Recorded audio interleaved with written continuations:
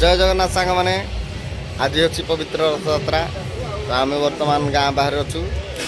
आम अच्छे मठ करमूलार तो ये देखा रथयात्रा केमती कौन चली केमती पालन हो तो रथ आम पाखापाखि आस सारा जो आम गोटे हल अच्छु कल्याण मंडप तो से पाखापाखि आस सारा रथ एवं जा देखा रथयात्रा।